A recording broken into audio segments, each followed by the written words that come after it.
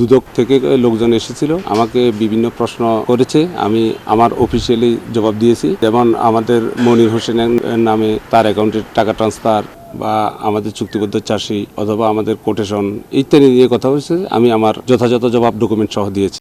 আমরা বিভিন্ন ধরনের অভিযোগ পাওয়ার প্রেক্ষিতে আজকে দুদক সজাগা নোয়াখালী থেকে একটি টিম এখানে এনফোর্সমেন্ট অভিযান পরিচালনা করেছি। অভিযোগগুলো আমরা একটি একটি করে খতিয়ে দেখেছি, উপপরিচালক মহোদয়ের সঙ্গেও কথা বলেছি এবং অভিযোগ সংশ্লিষ্ট যত ডকুমেন্ট রয়েছে, বিশেষ করে শ্রমিকদের বিষয়ে একটা অভিযোগ পেয়েছি আমরা যে ওনারা কাজ না করেও টাকা উত্তোলন করছেন। এজন্য আমরা প্রথমে তাদের হাজিরা খাতাগুলো সংগ্রহ করেছি, মাস্টার রোলগুলো সংগ্রহ করেছি, আরও কিছু ডকুমেন্ট এখনো সংগ্রহের পর্যায়ে রয়েছে, এগুলো সংগ্রহ করছি আমরা। তারপরে আমরা সিদ্ধান্তে আসতে পারবো যে এখানে অনিয়মগুলো হয়েছে কিনা। আর আরেকটা অভিযোগ এসেছে ভুয়া শ্রমিকের নামে। এখন শ্রমিকগুলো ভুয়া কিনা এগুলোর জন্য আগে তাদের পরিচয় যাচাই বাছাই করতে হবে, এই জন্য আমাদের একটু সময় প্রয়োজন। পাশাপাশি বিভিন্ন টেন্ডার সংক্রান্ত বিষয়ে এখানে অভিযোগ পেয়েছি। এখন টেন্ডার ডকুমেন্টগুলো আমরা কালেক্ট করেছি, যাচাই বাছাই করবো আমরা। তার পরবর্তীতে প্রতিবেদন আকারে আমাদের ঊর্ধ্বতন কর্তৃপক্ষের কাছে আমরা রিপোর্ট পেশ করব এবং সেখান থেকে আপনাদেরকে যথাসময়ে, আপনারা নিশ্চয়ই জানেন দুর্নীতি দমন কমিশনের প্রধান কার্যালয়ে একটি স্বতন্ত্র মিডিয়া উইং আছে, সেই মিডিয়া উইং থেকে যথাসময়ে আপনাদেরকে প্রেস ব্রিফিং এর মাধ্যমে বিস্তারিত জানানো হবে।